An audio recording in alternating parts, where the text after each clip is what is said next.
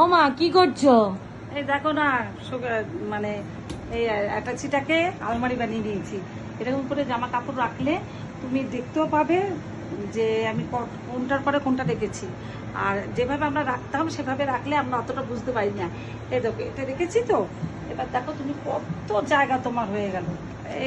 এই দেখো, দেখো তোমার কোনটার পর কোনটা আছে না আছে তোমরা স্পষ্ট শাড়িটা ঢুকাবো না, ওই যে প্যাকেটটা। হ্যাঁ, শাড়িটা। এরপরে আমি আরো জিনিস রাখতে পারবো, এই যে আরো ব্যাগ রাখতে পারবো।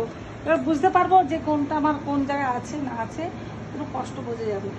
এবার এই শাড়িটা রাখবো, দেখো এখনো কত জায়গা।